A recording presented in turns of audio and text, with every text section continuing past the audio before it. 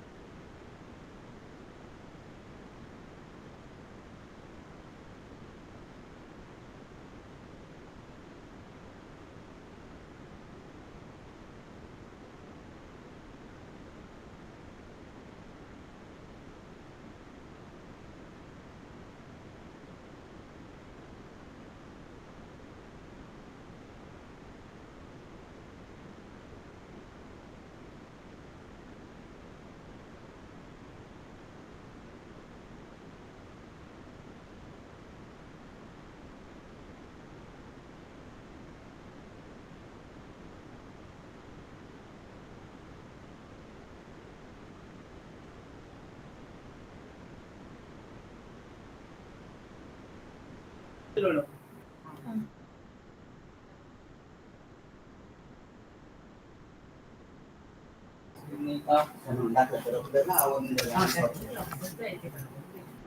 Good afternoon, everyone.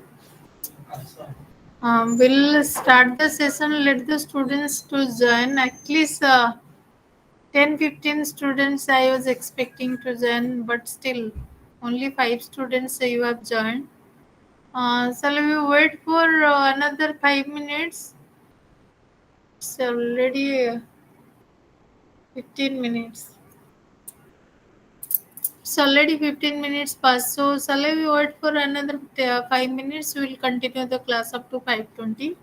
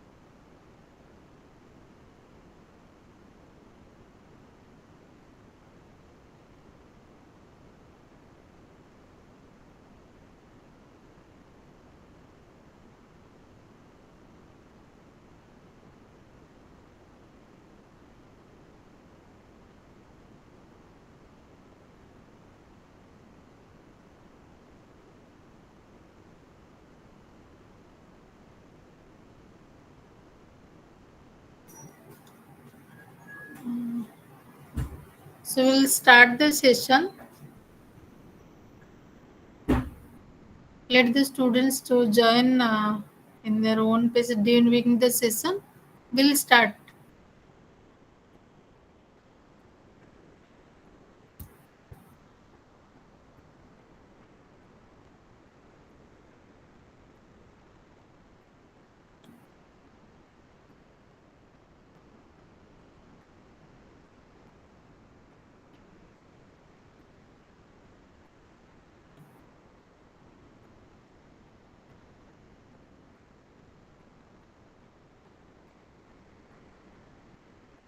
Today we'll be discussing about research in nursing. So since you have to conduct a small activity of research in your self and supervised activity. So it's very important to know you what is research. So first of all, research. I mean, one fact you can search again and again. Re means again and again, and searching means to find out. So one fact where it is or one research where it is done somewhere else in UP, or say about I mean, be out of state or out of country, that you want to know, the same research also you can apply here, that to see the result, is there any difference in result or not, because their culture, their usages are totally different than us. So how it differs from that place to this place, that differentiation also you can bring and you can show in the research. So if we'll go to the acronym of research, R stands for research is a rational ways of thinking. So why it happened, how it happened, or what is there? You want to explore the things. When you want to seek some extra knowledge, that is research. And when you think rationally, why it is occur, and how it occur, all these WHO question, when you ask, when you put to certain facts and you seek the information related to that, then it is called research or rational way of thinking. Then E stands for expert and exhaustive treatment. See, research is a systematic process. You have to go step by step. So it requires time. You cannot, uh, in 5 minutes you can you cannot do the things, or you cannot collect data. So it requires a lot of time and it's exhaustive. Yes, it is exhaustive, but it gives uh, true information when you come out with the result. Then A stands for search for solution. Suppose if you ask any question to a problem, uh, mothers, for example, antenatal mothers, uh, do they have knowledge on anemia? If you ask the question, do they have knowledge on anemia, or do they have knowledge on dietary pattern, diets, what is required in the pregnancy? If you will ask the question, you have to find out some data, you have to collect some information. So that is called, then only you can reach, oh, 100 to 100% antenatal mothers are not had no idea about what diet they should take during pregnancy. So that is what you want to find out. Similarly, so many problems you can take up in from the clinical area, from in the community, and you can find out the solution. So when you find out the solution, because research statements can be written in narrative form as well as in uh, I mean interrogative form. So you can, when it's interrogative or it's a question, you want to give answer to that question. So whatever the answer comes, suppose you want to, whether the mothers they had knowledge on anemia, if not, how many you want. So at the end of the result, you found that 90% mothers they had no idea or no knowledge about anemia. So that is our breastfeeding. What is the you want to teach the mothers about the good attachment. You want to do a get a data or fact whether the mothers they know about good attachment in breastfeeding. So you found that after collecting data or information that 100% all mothers they are not knowing what is good attachment. So that shows that is the question what you had. What it was in your mind whether the mothers they know about these dangers of warning signs. If you will ask this question also, when you collect the data or information, you find that no mothers or few mothers they know about the about warning dangers of warning sign or warning signs during pregnancy. So this is what it gives a solution to the problem what you have uh, asked or what is there in your mind. It gives a solution. Then always research should be true and exact in nature. That means you need not to do any manipulation. Whatever it comes, it may come negative way or it may come positive result. If it is coming positive, it is not suppose one tool you want to apply, it is applied outside of the state and it was found it is working, that tool or that device. But here you conduct the research, that tool may not give same result like outside what it has come in outside state. So here the fact is different. That you have to accept because that is research. What exactly it comes, that is research.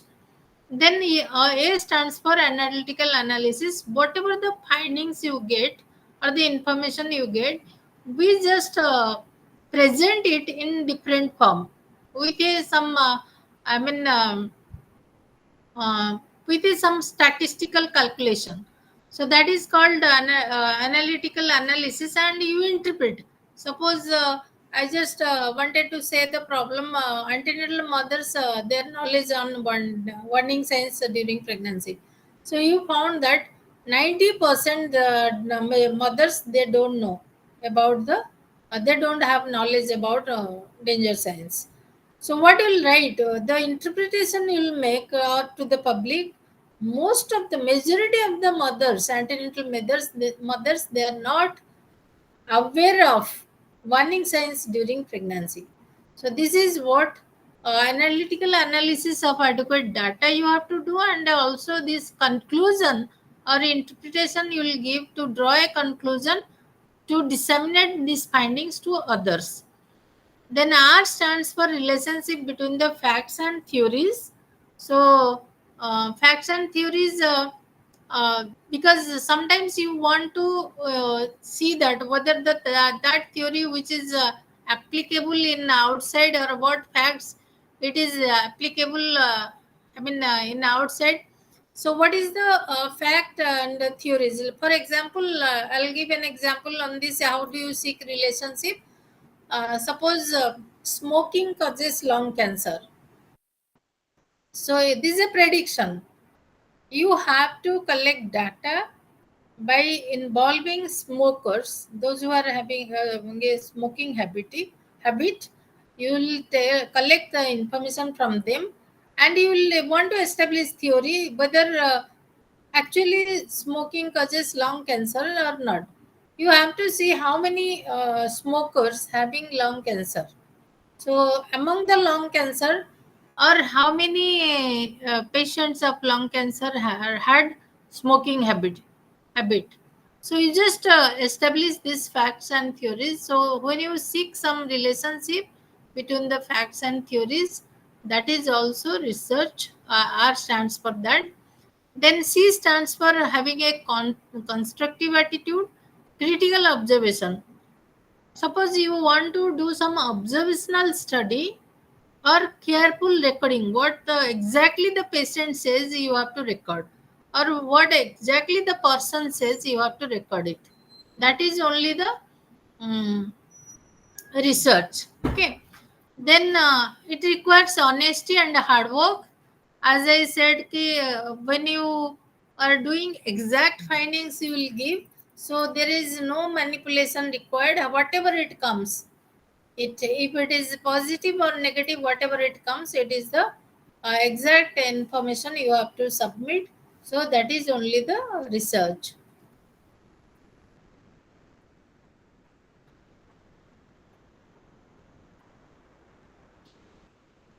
Next we will go to exact definition of research. It is diligent, systematic inquiry or study that validates and refines existing knowledge and develops new knowledge also. Suppose kangaroo mother care who developed KMC for reducing the hypothermia among the neonates. So that was new when it was established by through research. Sometimes that research also, what research it is done in Delhi or in done in America or England, and you want to do the study here, that is called the existing knowledge what it was there in UK, that study only they have done in abroad or overseas, but first time you are doing in that research in India, so you may get different results. So research is always dynamic, it is not static. Every time, to every contextual situation, it is different. So the result may be different, so you cannot predict that this outcome will come in research, or this will be the outcome. It may have may be there, it may not be there. So that is research.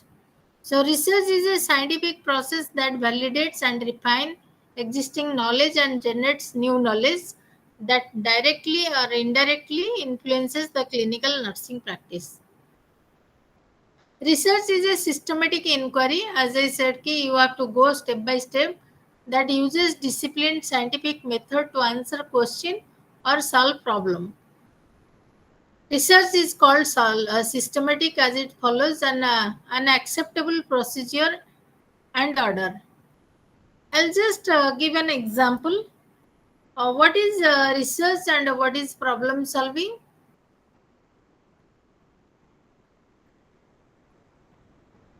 What is research and what is problem solving? People say you sometimes any problem you pick up, for example, uh, that problem you have to identify, and you got a problem that others they don't have knowledge. So what will be the problem? What will be the solution? You have so many solutions how to enhance the knowledge of the mothers.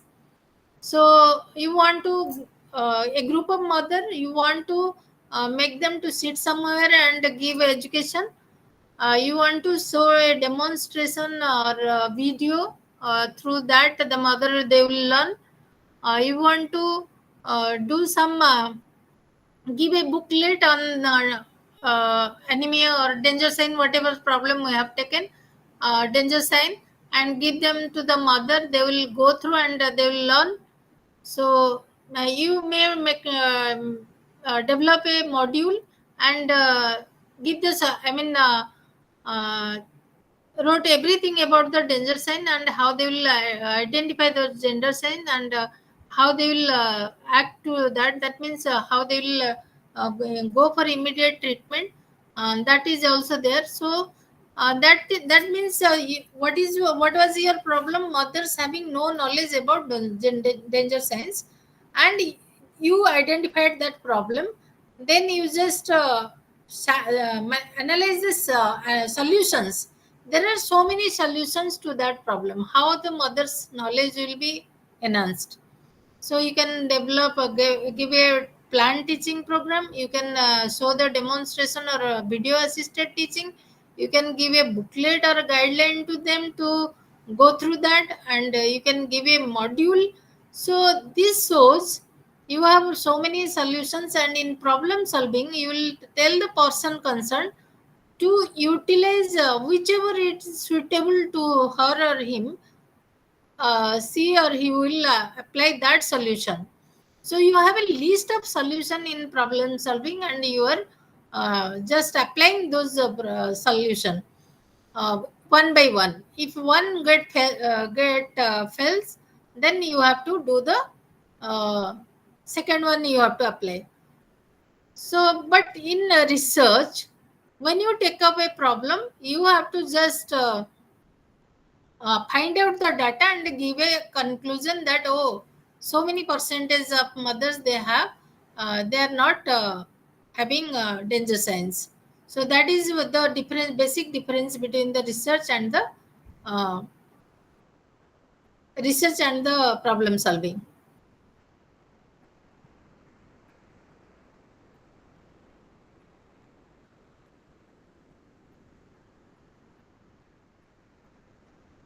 So coming to the next step, what is nursing research? Why it is important? The same thing.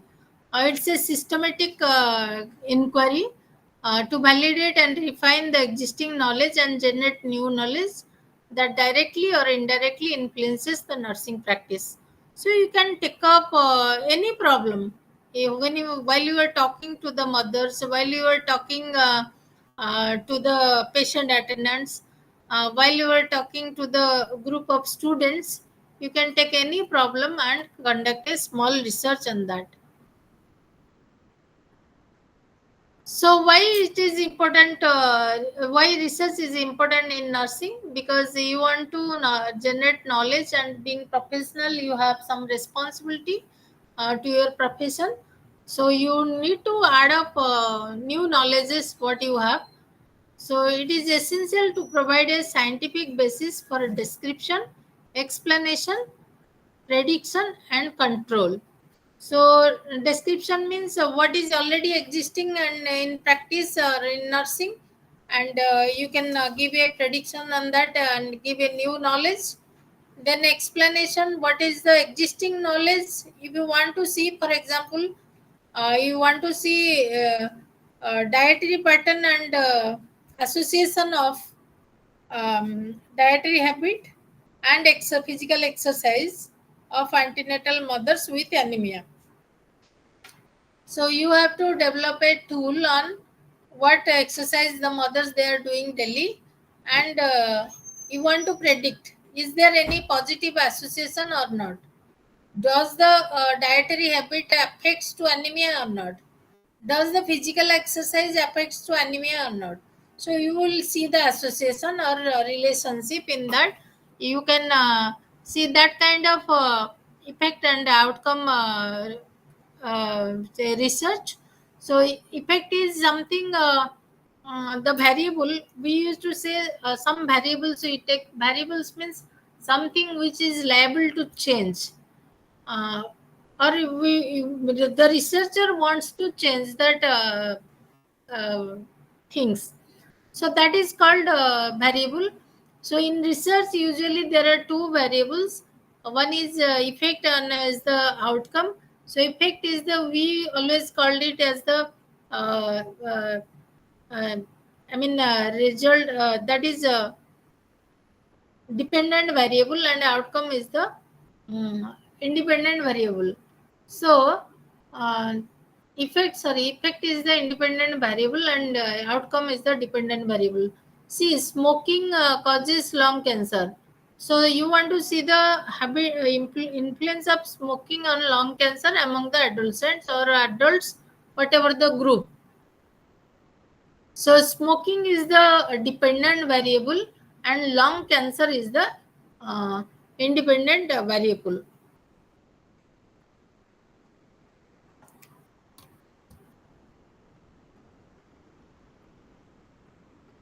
Then next is,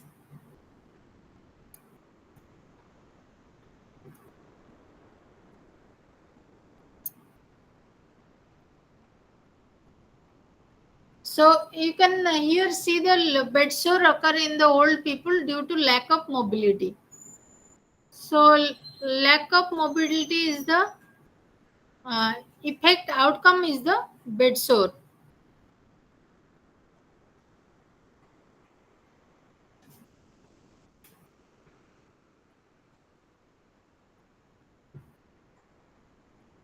नहीं chewy चढ़ा.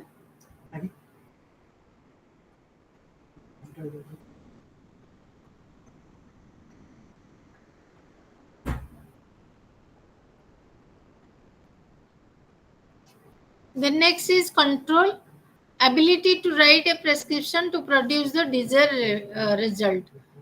You have to have some control over the uh, effect. So mostly we used to say that is cause and effect relationship.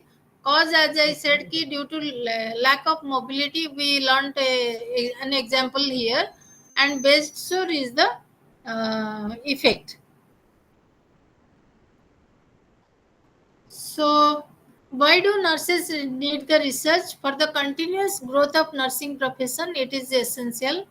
It helps nursing to achieve its own professional identity. It helps to identify the boundaries of nursing, then to define the parameters of nursing. Then, if you want to for cost containment practices, cost containment practices, I'll just give an example of KMC. The researcher who developed KMC, after that, it is only the skin to skin touch for the mother and baby or any other person in the family member. So that helps the baby not to have hypothermia. So this is what a great parameter or a indicator to reduce the infant mortality rate or neonatal mortality rate. So that is why being a health professional or nursing professional, it is essential for us to be engaged or involved always in small researches. Why it is important for you to learn in research in critical care nursing? You may get so many patients, and the many times the data are not available because of we are not engaged in research work. So, for example, if you'll ask, I'll ask any one question that in your ICU, how many patients they have a average length of stay of your patients? You may not say that result. And if I'll ask you how many patients suffering from bed sore, you may not have that data also. Particularly in your region, in your uh, I mean, in your ICU or workplace, the patients who are coming, you cannot say this because you never engage yourself in research activity, and you never find out this data. You only focus on the nurses, but it's also important for you to give some time for research so that your nursing professions girth of the knowledge or body of the knowledge will be improved as you add on the findings from your researches.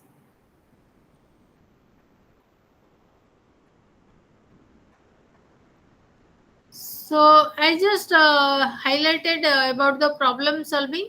Um, First of all, in problem solving, as I said, you identify a problem and you list down as list down solutions to that. But there is no hypothesis or prediction that this will happen.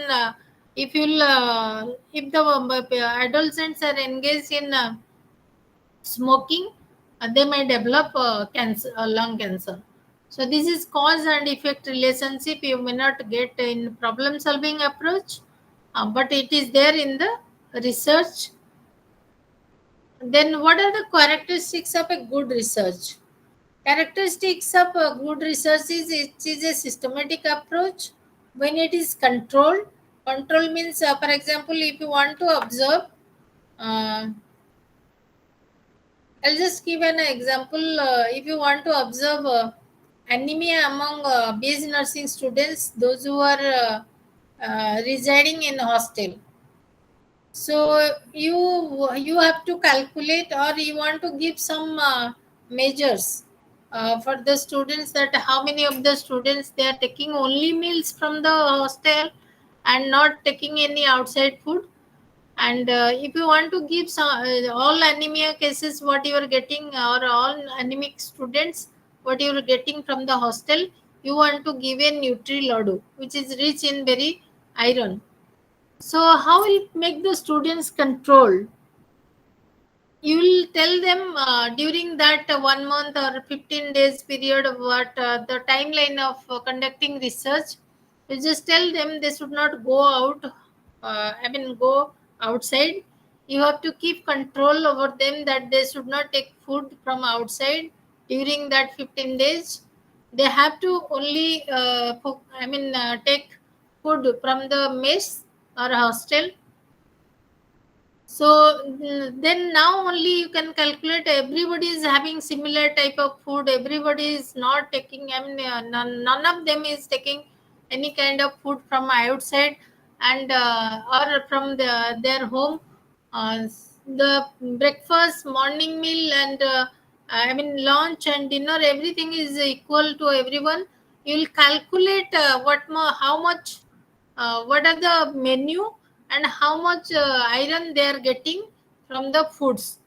Then you will calculate from their meals, and then you will calculate the rest of the amount which is required for them, that you will supplement through that laddu or whatever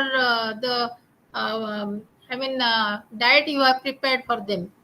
Only iron rich tablet, in tablet form or um, uh, in capsule form, whatever it is you are giving, or in liquid form, whatever you are giving. So this is, you are keeping the whole students in a control.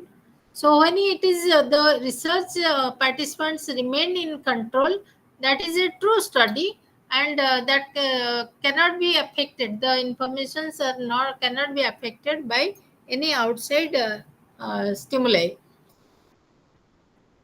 So whatever the observation you made, suppose you want to see the how many cases of wound after surgery, how many wound are being cases are remaining infected. So what is the rate of wound infection or healing rate? So that you want to study. So you have to make a scale. How will you know the wound is healthy? I'm giving an example. You may make parameters like whether there is any oozing from the wound or not, then whether there is any bleeding from the wound or not. As the gradually the days passes, the wound should heal. If it is healing, the patient will feel less pain or tenderness. So again, another parameter you have to keep, whether the patient is complaining of pain or not, then whether the patient is having a tenderness or not. So pain, tenderness, oozing, bleeding, these only can you observe and can measure. Observe in the sense, once the stitch, dressing is there, you cannot open it. So directly you cannot see. Oozing, bleeding, you can see, because if the dressing will be soaked, you can write that. If it is not soaked, then you will write there is no bleeding, there is no oozing. So then you will tenderness every day you can measure objectively, and you can write those observations. So this is what, use only empirical procedures which you can objectively measure. Objectively means what you see, you just write down. When you measure the research findings objectively, it is very useful and it is very truthful. Then objective, you must have some objective, what you want to measure, or what you, as a researcher, what you want to see directly. Sometimes now we are also focusing on qualitative researches. Qualitative means when you see only the experiences of the people, that cannot be measured, but that can be narrated. The subjective things what you are getting in research, that is called qualitative research. So as you know, human mind is such complex system, you cannot predict or anything on human mind. So whatever you see or whatever the patient says, whether it is true or not, that is not your business.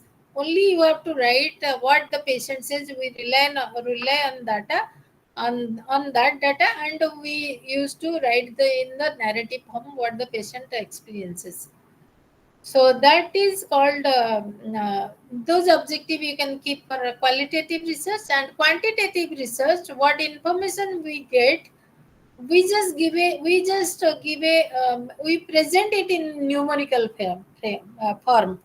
So in numerical form, when you are presenting, you just tell it quantitative study, because we can quantify the numbers. How many cases they are not having knowledge? You say 90%. How many cases? That means out of 190 antenatal mothers, they are not knowing about danger signs. So they are having lack of knowledge on danger signs. So this is what directly as being observed, you can measure this data or information. Then last is generalizability, means drawing a conclusion. So when you get a findings and you give a conclusion to that, maximum mothers or primary mothers, they are least known about the danger signs or their diet, what food they will take during pregnancy, so on. Whatever the problem you have taken and the findings you have got. So that you can write as a generalization, that is called, uh, uh, drawing a conclusion.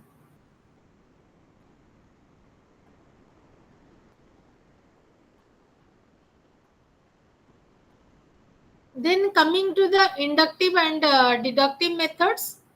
So inductive always, moving from general to specific is the deductive, and inductive is moving from specific to general. For example, when you say,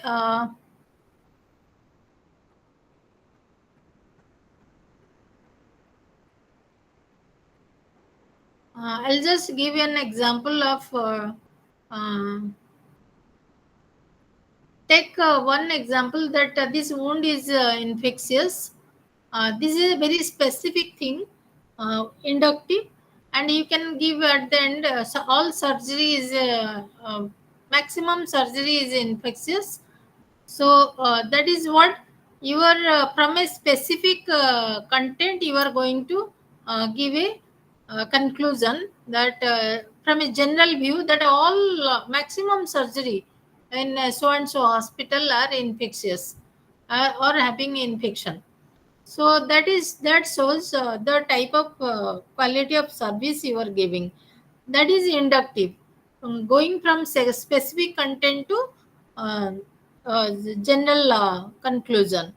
But when you are moving from general to specific, that is called deductive, deductive reasoning. So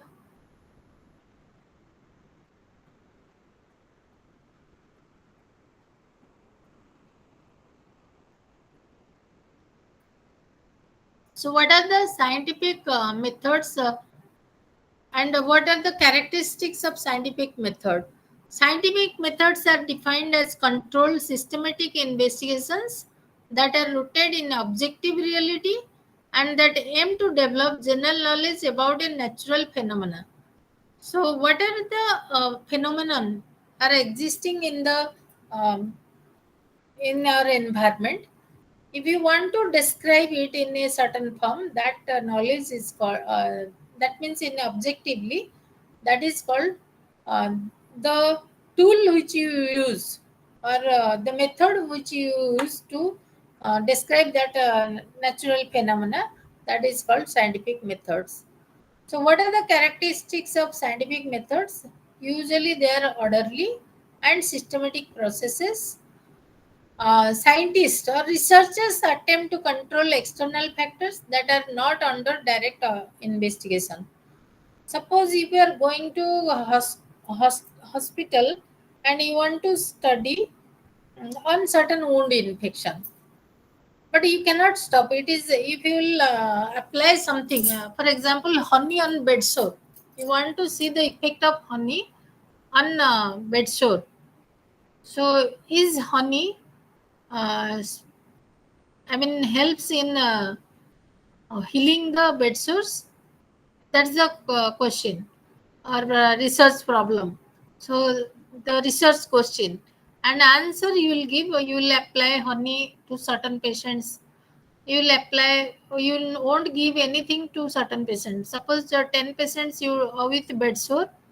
You take them as a experimental group, and 10 patients of bed sore you take them as control group, because you want to see the effect. You have to have a control group. So control group means you won't give anything to control group. They are just having the same routine care, or routine nursing care in the hospital. But for the experimental group, you have to give some intervention. What is that intervention? You will apply honey on the bed sore. But there are certain things which is beyond your capacity. Like, you cannot only say it's because of honey, because the doctors are different for all 20 patients. The doctors might have written different antibiotics. It is not because of only honey your patients are, bed sores are healed. So how will do the prediction? You have to have a similar characteristics. Take all the patients who are having similar antibiotics, or you discuss with the doctors, they will write the same antibiotics to all the 10 patients who are undergoing in experimental group, or undergoing application of honey to the bed sores. And you also take same the control group, all 10 patients of control group having same antibiotic. So now only you can establish a whatever the result comes, you can establish that finding that because of honey this has happened. Wound healing is fastened or fastest in rate, or wound healing has been slowed down. So that you have to compare. So then only at the end you can give the interpretation that honey is helpful in wound healing. So this is what some facts which are not your direct investigation also. It's very difficult to control that. As I said, you cannot stop the antibiotics or drugs in the hospital. They have to take. But you take similar groups where you can give the see the differences in outcome. Their findings are based on the empirical evidences. Empirical means what is observed. Then findings of scientific methods can be generalized, which means that they can be used in situations other than the one under study. Scientific methods are based on assumptions or hypotheses. Hypothesis means giving a prediction. So what is that prediction? As I said, ki, patient honey will honey will promote the wound healing. Honey may not promote, may not helpful in wound healing. There are some other factors which can, even you apply honey, if the environment, I'm just giving an example, if the environment cleanliness is not there, only application of honey may not help in wound healing. So that is what some certain things which are not under your investigation that can also influence to your study findings.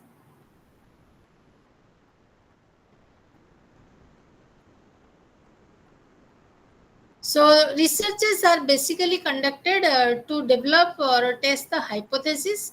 As I said, why we are doing research, because you want to see whether honey is helpful in wound healing or not. So this prediction, honey helps in wound healing, or honey promotes the wound healing. So you want to see the prediction whether it is true or false. So what are the purposes of scientific methods? Basic purposes of scientific methods are description. You want to describe something.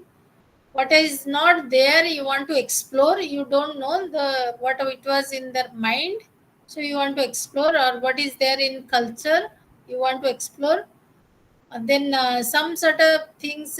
Suppose you want to do the job satisfaction among nursing officers, so you want to explore what are the things, what are the factors are responsible for their dissatisfaction to their towards their job. So it may not related to the only their job setting. It may be their family problems or social problem. What is there in their it is related to their dissatisfaction, you want to explore. If you want to explain one phenomenon, whenever we just call theory, what is the theory? Theory is nothing but describing a phenomena or event. Phenomenon means event in the environment. You want to explain it, you do a research. Then if you want to do some prediction, as I said, and you will promote the modeling. So that is the prediction you want to see. So these are all methods which is likelihood you will apply, like control and prescription. You want to prescribe something, KMC you want to prescribe for the neonates, because you have seen from the research that KMC is helpful in reducing hypothermia. Then if you identify the relationship of the facts, like Newton's third law, if you'll give an example of that, uh, each action has a equal and opposite reaction. So you want to establish this fact, you want to see the relationship, whether it is true or not. Then what are the steps of scientific method? Scientific method, that is research. What you are taking, steps of scientific methods means steps of conducting research. So first of all, select the topic and identify the research problem. Topic means in which area you are interested. For example, you are interested in pediatrics, you are interested in the medicine, you are interested in obs gynae, you are interested in ortho. What is your area of interest, and you have seen the cases. First of all, you find out that area of interest and topic, what you would like to do. Even in ortho there are so many problems, even in gynae and obs there are so many problems, in community there are so many problems. So you identify the topic where which one you want to take, that is related to anemia, related to hypertension, related to pregnancy induced hypertension, related to eclampsia. What is your topic? You just find out that first, through review of literature, through the experiences what you have observed in your clinical exposure. You just identify that and frame a research problem. Research problem, as I said, ki you just went through different literature and saw that honey is helpful in or promoting wound healing. So you became interested. Oh, this research has been done in Sri Lanka. This research has been done in UK. So why I'll not apply this research here? I'll conduct this research here in Odisha, also in Bengal, in Madhya Pradesh, wherever you are. So you want to identify the research problem, what you want to do. Then define the objective. As for your research problem, you have to state an objective. What objective you will see? For example, you have developed a booklet on anemia, and you want to see the effectiveness of that booklet. I mean, booklet में जितना content है, whether that is helpful in enhancing the knowledge on anemia among the adolescents. You want to see that.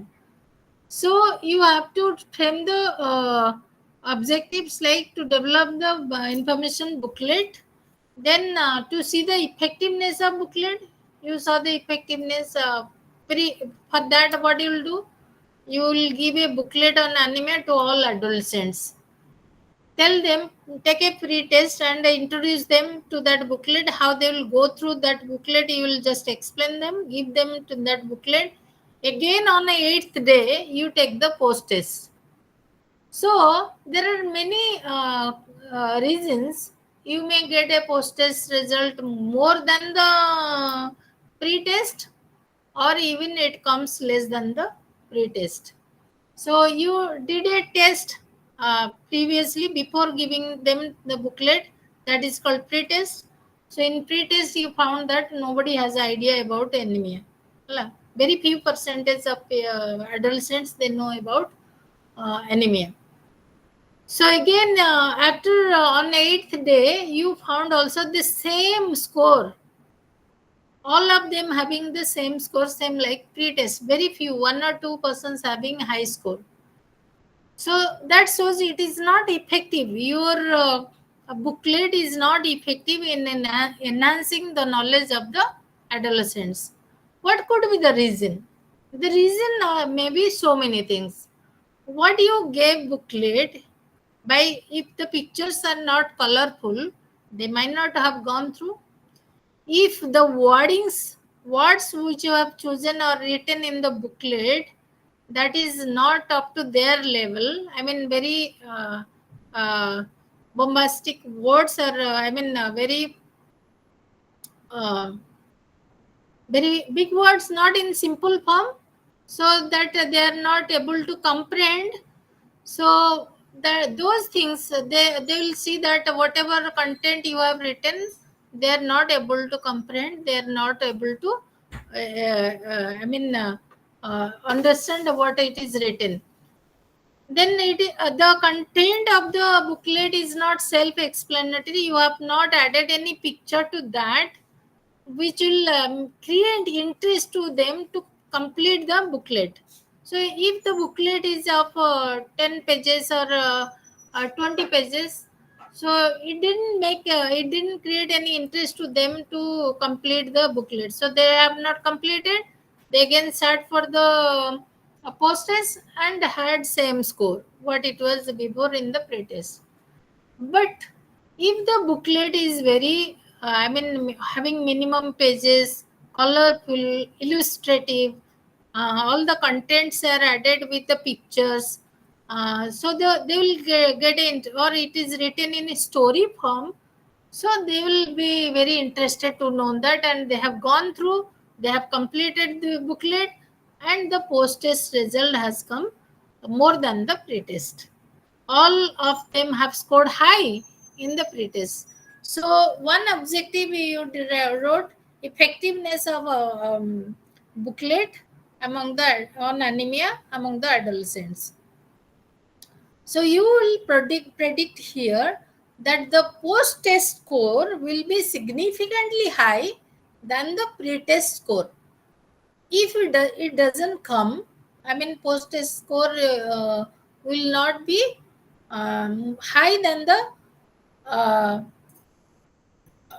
what is that, high than the pretest score, then you will say ki this is a research hypothesis, that you want to you have predicted that process score will be higher than the pretest score.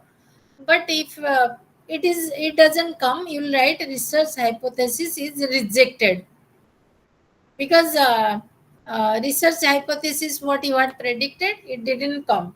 All post-test score came less than the pre-test score. But if it is really high, you will tell that research hypothesis is accepted. Along with the one prediction, we used to do a null hypothesis.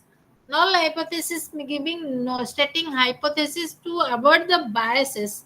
Biases means as external factors I said, we used to write the null hypothesis mostly. Um, how we write it?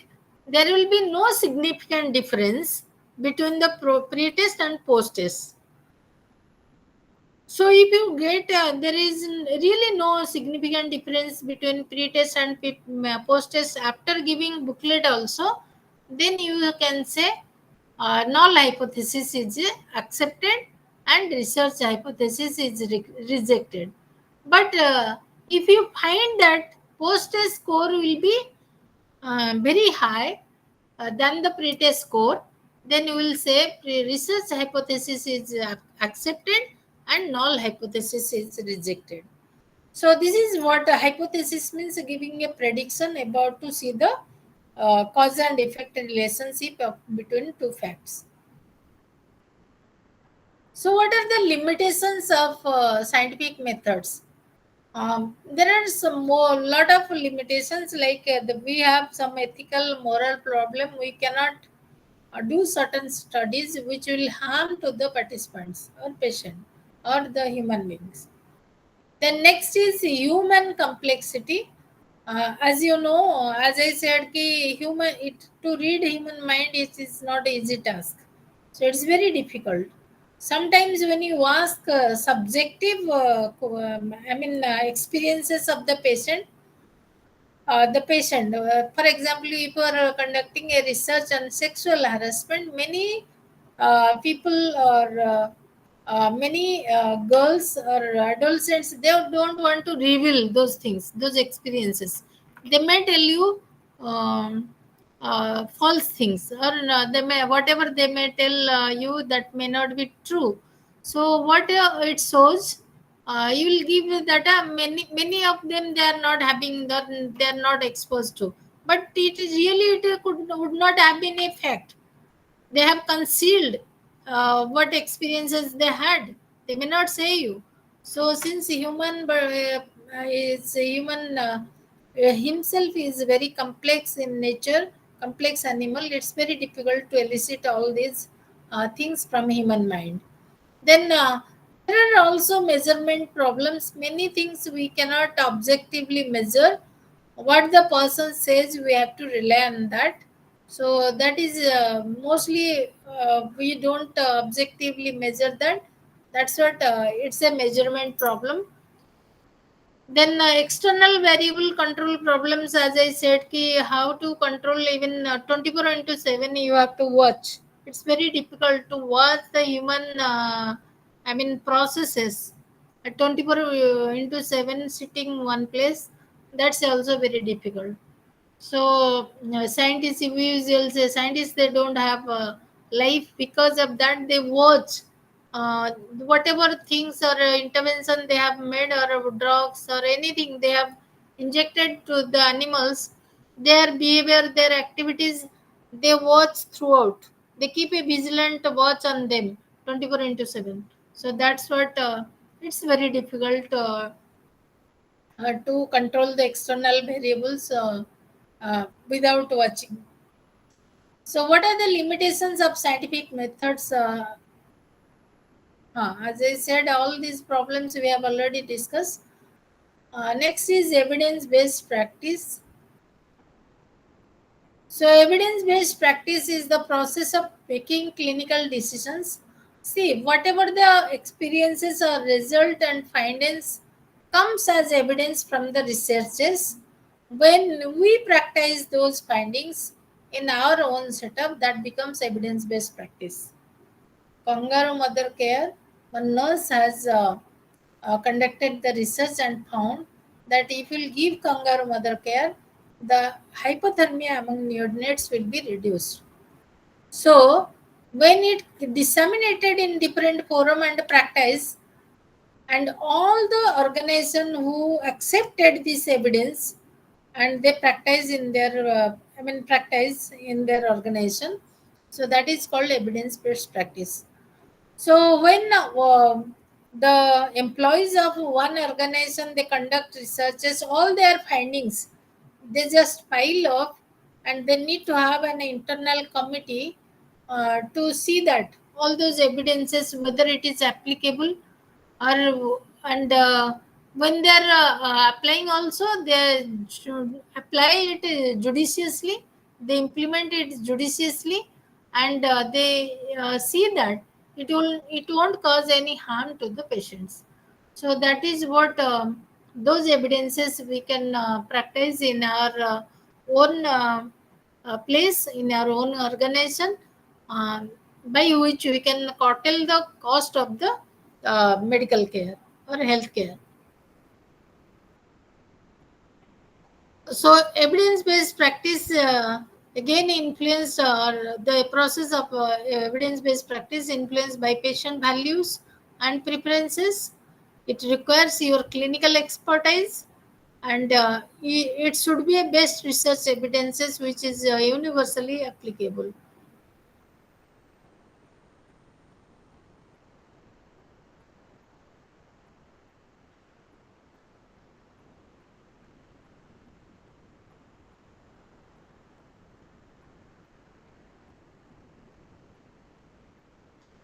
So we'll go to the some of the assumptions of the research. Assumption means something which is considered as true without any proof or verification. For example, if I'll assume that by I'm doing a research, I'll assume that all the students, all CHOs, all nursing officers, they will cooperate me uh, during the data collection.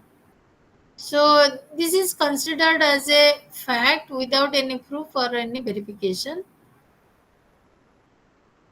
So next we'll go to the different types of variables. As I said, variables can be dependent variable or independent variable or experimental variable. Experimental variable, that is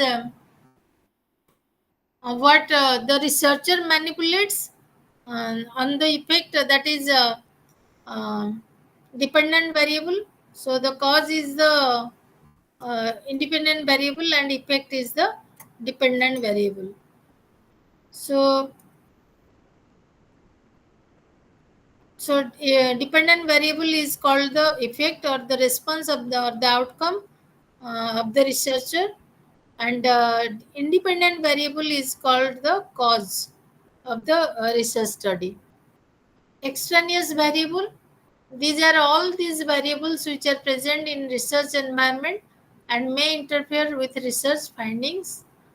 So as I said, ki some extraneous variable we cannot stop it. We cannot only we can keep them in control, but we cannot. That may come, but we can stop. So, for example, in the problem like onward,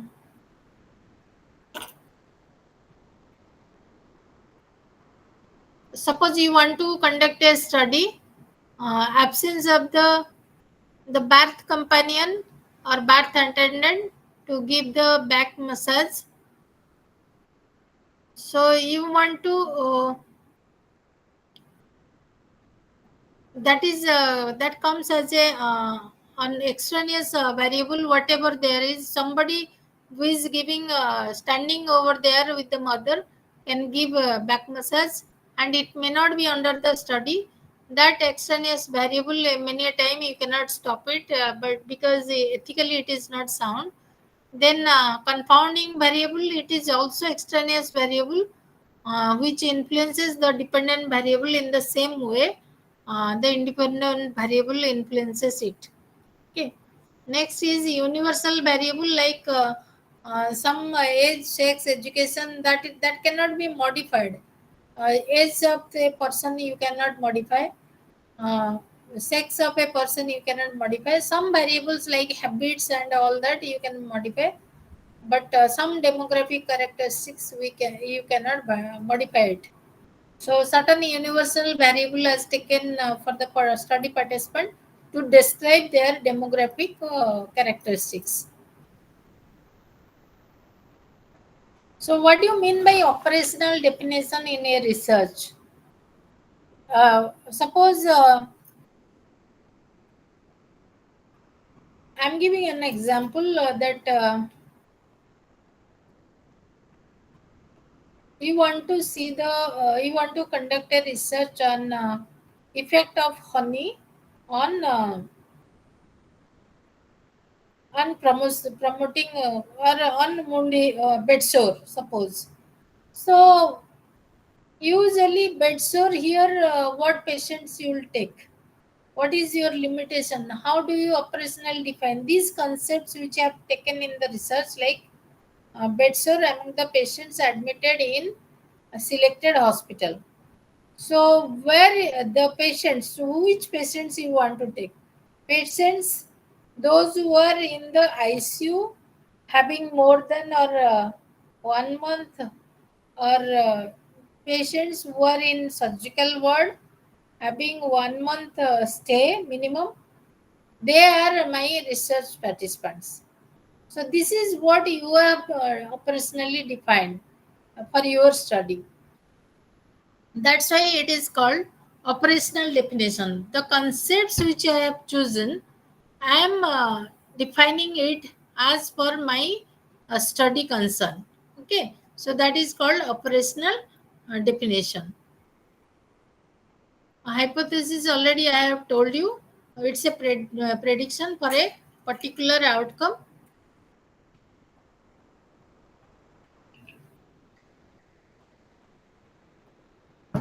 You have to write a research hypothesis or null hypothesis. I have already discussed in last problem statement. Research hypothesis, when your prediction will work out or you get an outcome out of that, then it is a research hypothesis. But null hypothesis is also known as statistical hypothesis. This hypothesis or this prediction states that there is no relationship exists between the dependent and independent variable. Dependent and independent variable, I said, um, like smoking causes lung cancer. So smoking is the cause, independent variable, and dependent variable is the outcome. That is the or effect. That is the lung cancer. Delimitation is the cutoff point for all your study. Suppose you want to take a study, as I said, like effect of honey on bedsore. So you will take a study at your own organization.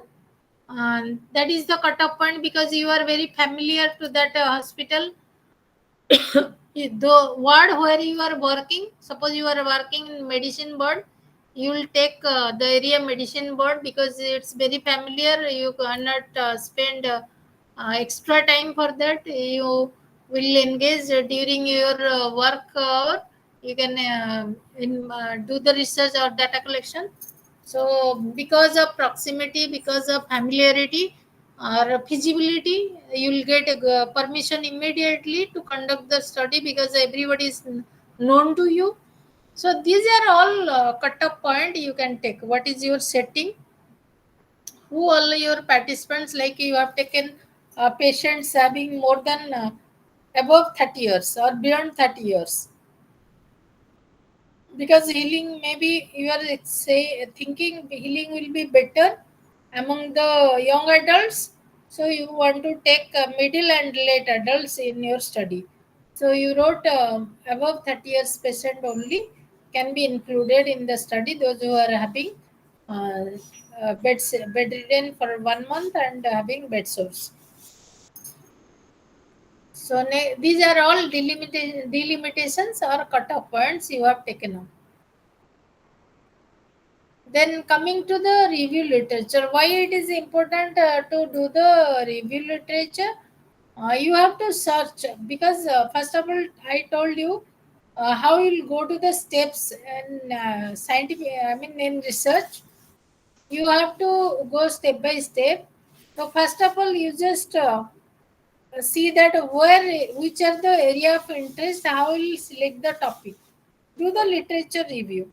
So many a times you go through all the journals which you get and just go through the research article, see that what topics are there and how the topics research topic has been written or journal has been written. So, so seeing that, you will get an idea how they are doing, how many patients they are taking, what methods they use. To for your study, you will get an idea by doing the review, by reviewing the literatures. So it is very important. All the even you take a new topic, all relevant researches you will just see and go through and write the same in your review of literature. So whatever the topics or which is very similar to the topic you have chosen, you bring those. Uh, gist of whole research study to your review of literature, that so and so study has been conducted in Arab, for example, and the findings reveal that what is the findings on that particular topic, who all are the participants, that also you have to write. So there are very um,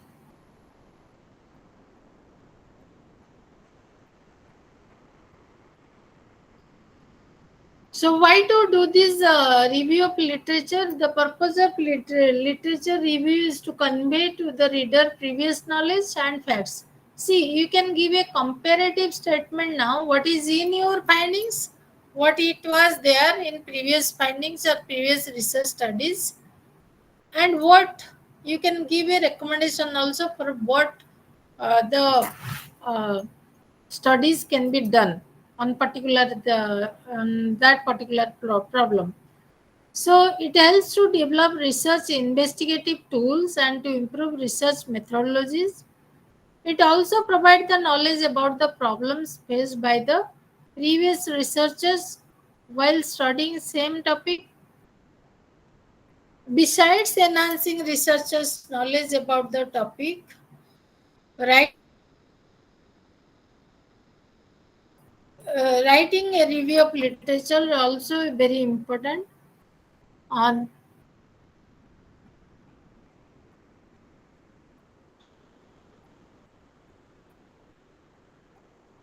so, where are the sources? How will find out the sources for review literature? One is your primary sources and secondary sources. Primary sources is the person himself. So when you just take any source, where you to find directly you will go to the, suppose you are conducting patients bed sore, unconscious patient bed sore, or from conscious patient if you are taking any study you are doing to know the lifestyle of the hypertensive patient from your own area. So you are asking them, when you directly ask to the person concerned, it is the primary source. Or you follow any anecdotes or anything you bring from the person's own biography, autobiography. That means the person has written his own life, a book on his own life. That can be also called as a primary source. So, but somebody else has written for her life, or living, that you will say that that is secondary source. So most primary sources are found in published literature, even in nursing research articles. You will find like an original qualitative on patient experiences in the ICU. So patient experiences in the ICU, that is primary source, because you want to get information from the patients who are in the ICU or who have experienced ICU stay. Secondary sources, giving an example, same like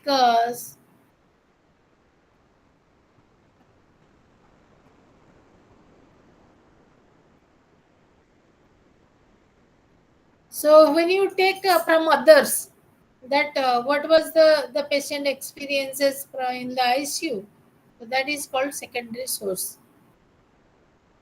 So the main sources from where literature can be searched, like you have books. Suppose you are doing a topic on anemia. So what is anemia? All that you can get from books. You will see the research articles similar type in journals. Then in some conferences you might have attended, and you have seen that, what is the conferences, papers, and everything presented. From that also you will get some idea. Then thesis, some unpublished thesis, maybe they are in different institution. You just go through that. Encyclopedia and dictionary. Then research reports. Just go through all reports. That will make you more prompt and sound.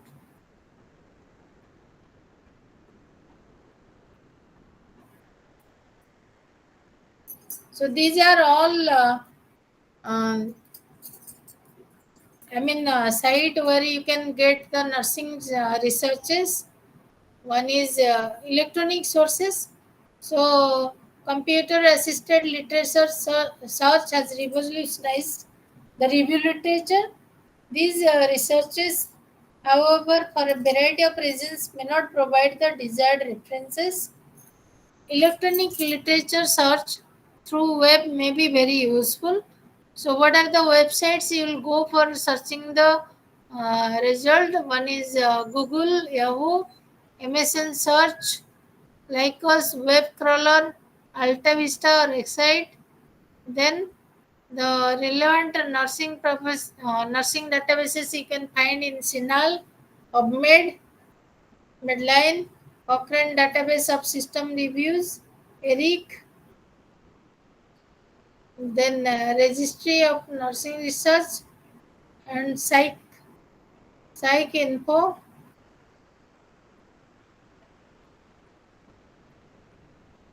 Then next is other online databases like it has been given http www.aidsinfo.nih.gov. So the, you just write down all these sites where you can get different specific information, specific data. Then cancer literature, Embase, then ETOH, Health Star, all these you can find out different sources of um, searching information or literature. Then among the printed sources, journals, annotated bibliography.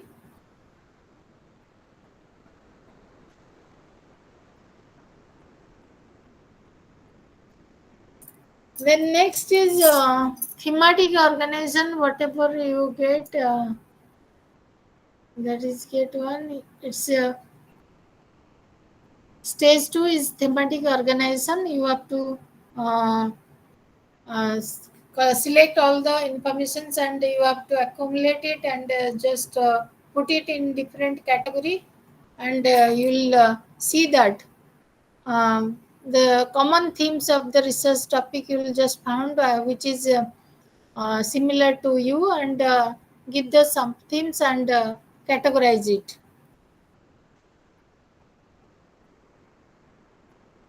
Stage three is more reading. So starting from the lecture, research. Before that, you have to do the ROL, review of literature. Then it continues till your findings comes. So stage four is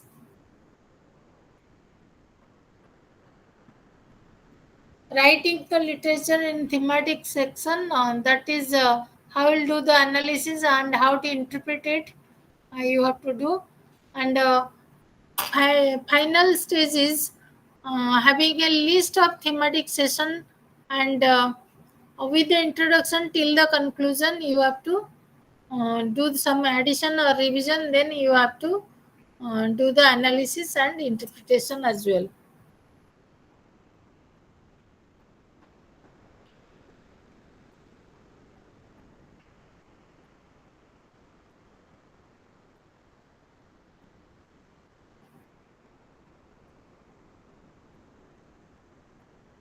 So how will write the research elements? If you'll broadly categorize, it can be introduction, the body, that means whole research process, including the review of literature, and finally, after analysis, the conclusion.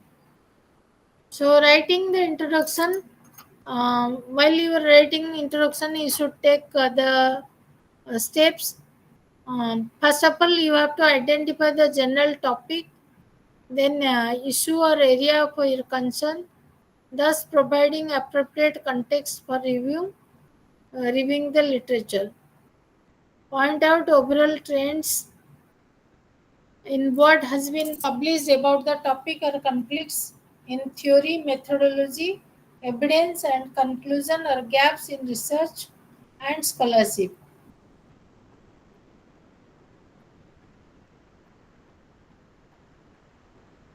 Next is point out overall trends in what has been published about the topic or conflicts in theory, methodology, evidence, and conclusion, or gaps in research and scholarship, or a single problem or new perspective of immediate interest.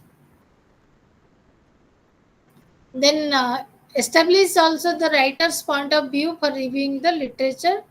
Explain the criteria to be used in analyzing and comparing literature and organization of review.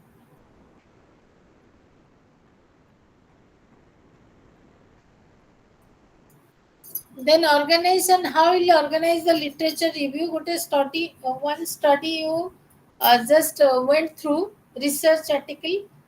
Just see that who has written it, who has done the research, according to him, where the research has been conducted, what was the objective, and in which year, how many participants were there, what was the sampling technique, how will choose the participant, that technique, the methods will use to choose the participant, that is called sampling technique. The participants are called sample subjects because they represent a population, what you want to study. So then you have to see that what sampling technique they have used, what statistical methods they have applied for communication or interpretation of the study. Then you have to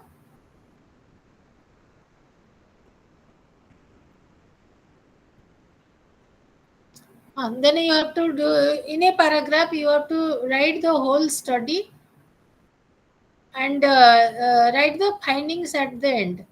What findings that researcher has given. So, basing on that, when you are writing the report of the research, all the paragraphs should have a logical thinking. So, as if when you are reading as a beginner to that research report, you should feel thirsty to continue. I mean, that should be written in such form with a such logical order that one will feel what will be the next, what comes. So, what topic will be the next? Then what area they have found out with by searching this type of literature, that it will come. So you have to write all these things in a particular paragraph, and you have to present that study. You may study that research article of 10 pages, 20 pages, but the whole thing in a nutshell you have to write in a paragraph. So, referring original source, the reviewer should focus on citing the material that originates with research reference. This may require a careful reading of the references. If the reference author refers to another source whose ideas are relevant or interesting. So, these are all the um, ethical challenges you can face. It's better to track and use that original references.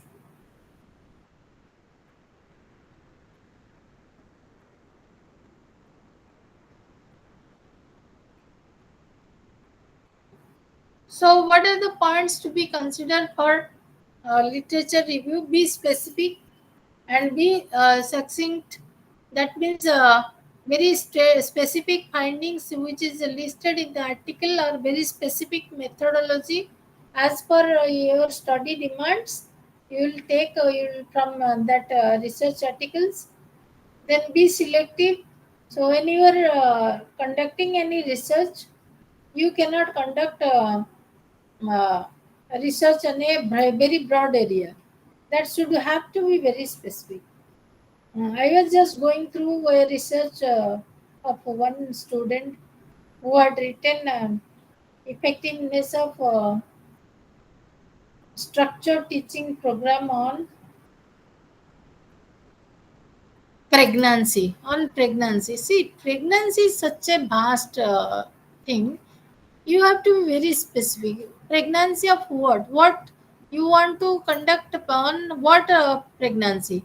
It is minor elements which occurring in pregnancy. It is the diet required in pregnancy. What is that? So you have to just see that, uh, and you have to be very selective in doing so. Okay, so you have to be very specific while selecting the topic, and be selective. As I just discussed now, researchers should narrow down a lot of information into a small space of literature review. Then specially focus on the current topics. So what is the current topic you have to find out? Go through the current articles. What is the evidences are being generated in which type of researches?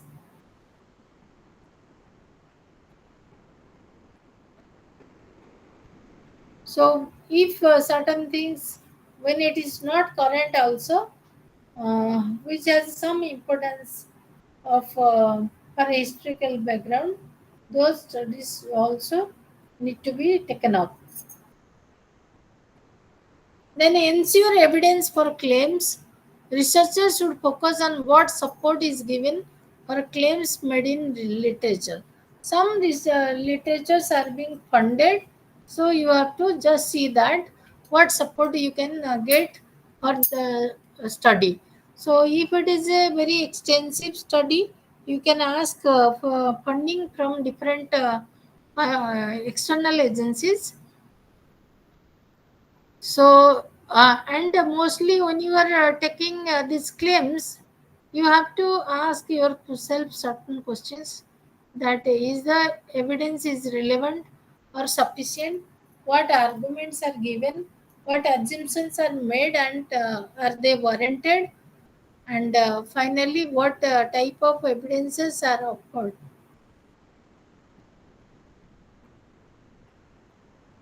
Then next is focus on sources of evidences. Sources of evidences means researchers should ensure the reliability of the sources of the evidence or other information. If they are from authors' own experiments, surveys, historical records, government documents, etc., you should check how reliable those sources are. So, first of all, you need to write so many research article. I'll just tell you some of the.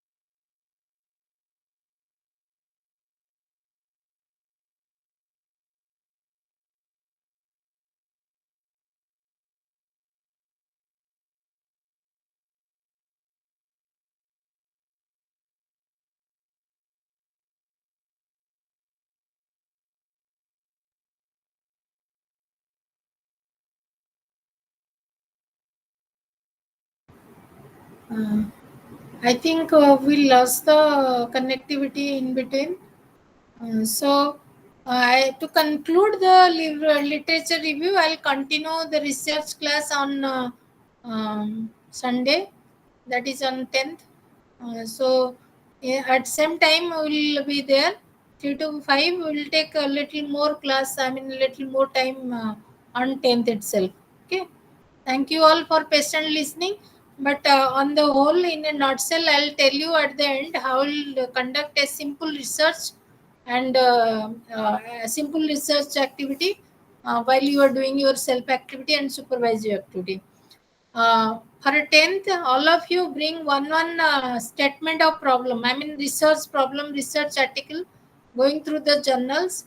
You just bring from your own area of interest, or else you find out certain problems which are occurring in your own organization where you are working. We'll frame them into the research problem.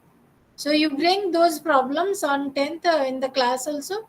We'll take 10 minutes for discussion and we'll frame the research problem. Thank you all for your patient listening.